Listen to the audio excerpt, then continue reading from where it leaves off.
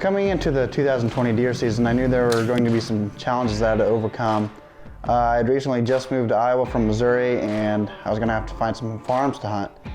So right off the bat, I was asking farmers to hunt their land, and I was getting a lot of no's. I was kind of getting disappointed, and finally the yeses started coming in. So as the season was kind of coming up, I was getting more excited to be able to go hunt. So I hung up some cameras, and right off the bat I was getting tons and tons of doe pictures, and I knew that some does were gonna have to be thinned out before I started chasing the bucks. I'm in the stand with my good friend down right now. We've got sort of a cold front rolling in right now. So hopefully the deer will come right in front of us. But we've got a strong north wind, so hopefully it's in our favor, so fingers crossed. Beginning of season, my good friend Town and I, we went and sat in a double setup, and I told him there was a good chance that we were probably going to double up. So the first doe came in, and we watched her for a little bit. She kind of checked out the area. She kind of seemed like she didn't know for sure what was going on, but she finally cleared to where I could shoot her, and Talon had a good spot to film her. Sorry, 1 second. Okay, yeah, right. Yeah. So I asked him if he was ready, and he said yeah. So I let an arrow fly right through the Boilermaker, and she didn't go 30 yards and piled up. Talon and I celebrated for just a little bit, and it was back to business. Drexel just absolutely smoked a doe like 3 minutes ago. So we went ahead and switched stands because this one's a lot better for shooting. I was gonna try to have some fun and smoke some does. Let's get it.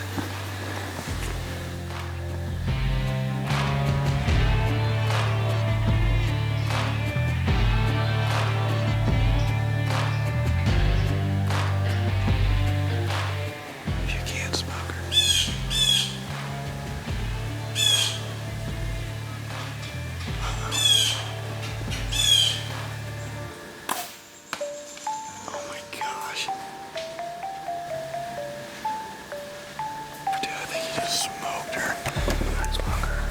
Smoked her. Oh my gosh. Hey, give me some. Give me some. Oh my gosh.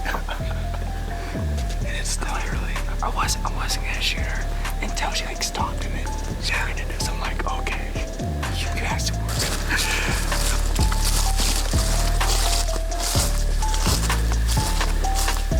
Smells like deer. Smells bad. Okay guys, so we just found my doe I shot. After Drexel shot his doe, we sat a little bit longer, and a bunch more does end up coming out. So I got a chance to shoot one, and she was at 45 yards. So I sent a 45-yard bomb and absolutely just smoked her. Like it's crazy. This entry hole is giant, but she maybe ran like, I don't know, 100 yards maybe, but found her. Perfect. That's what we love to see.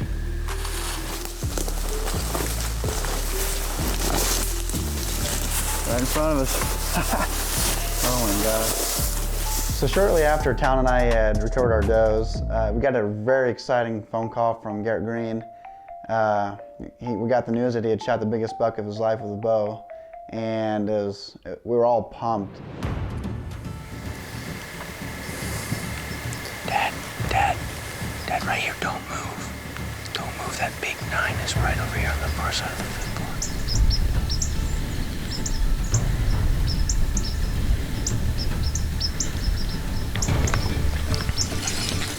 35.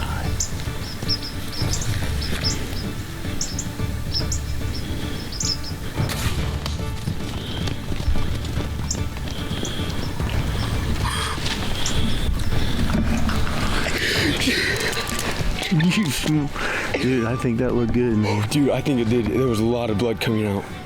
We waited a couple hours, and we all went out and we tracked for the deer.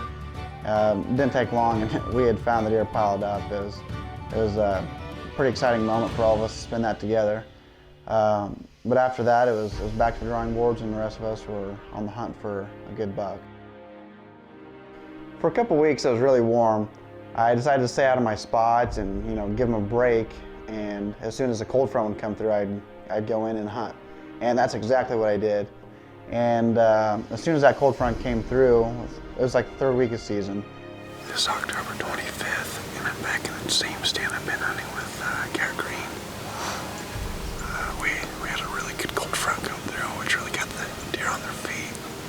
So I've been hunting this spot really hard. I know there's a lot of good deer around the area, so fingers crossed.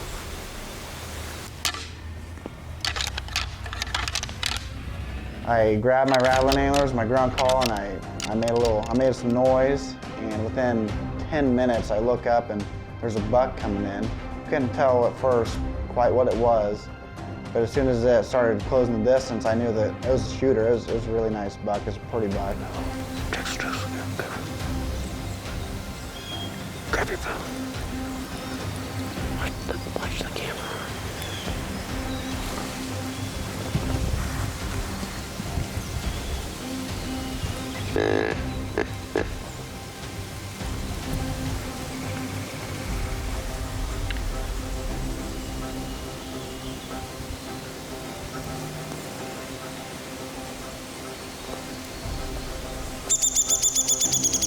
And the deer actually made its way out to the cornfield where we were. He looked right, looked left, which was where we were, and headed straight for us. And I looked at Garrett and I said, "Hey, we're in the game."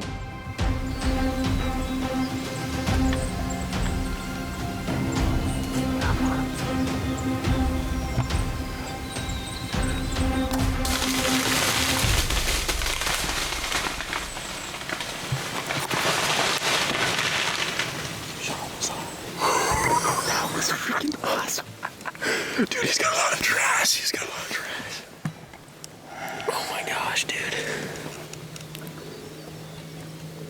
Dude, this tree's shaking so bad right now. I know, dude. Shot was a little high, though. Yeah, but I think you're still good. He stopped and I let an arrow fly and instantly knew that the shot was high. I wasn't really excited, but at the same time I was like, hey, I just shot the biggest buck of my life. And so Garrett and I high-fived a little bit, and we got down and went back to the truck and watched footage, and we gave it probably 6 or 7 hours, came back, and we tracked the deer for a really long ways. So we actually bumped the deer, and there was very minimal blood in the bed. Whenever we watched him run off, we knew that we had a good feeling that he wasn't going to die.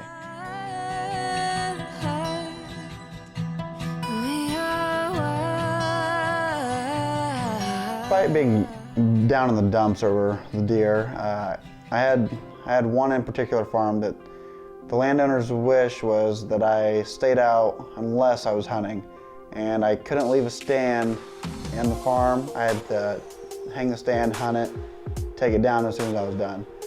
So this year I got permission on a new farm, and the farmer stressed I didn't use trail cameras or tree stands due to stealing. So I'm abiding by the rules, and I'm going to use a hunt stand to figure out where exactly I want to put my stands and where exactly that I think the deer are bedding and coming from and feeding in the evenings. That way I can hopefully have a successful season and seal a deal on a great Iowa whitetail. So, going with that, Garrett Green and I, we went into this farm completely blind pretty much. We knew that there were deer there, but we didn't know what was there. All right, it is October 30th, and we're back in the stand, and it's a nice morning, but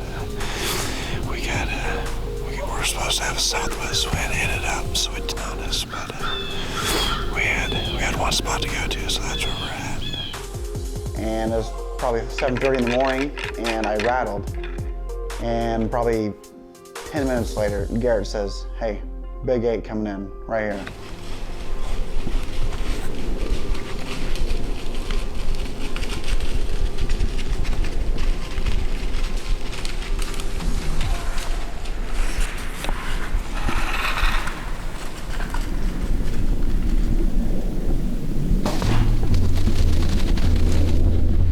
As soon as the buck went down, we didn't waste any time on getting down and putting our hands on the buck. It It was just amazing feeling to actually capitalize on such a great moment. Just rattling a buck in, just came in perfect. Everything was just picture perfect.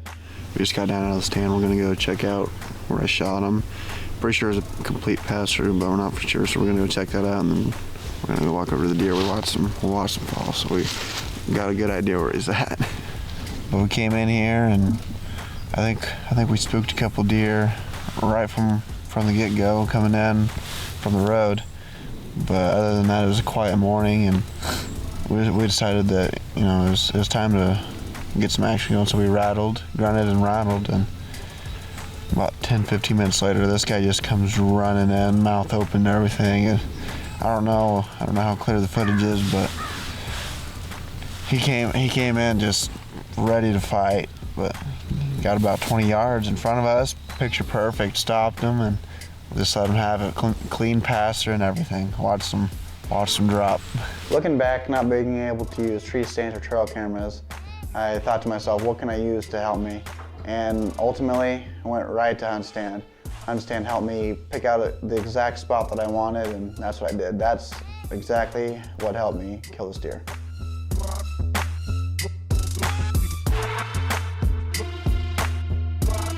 I'm really looking forward to next year. I'm going to put a lot more time into this specific farm. I'm going to scout a whole lot more and hopefully find something good that this farm has to offer.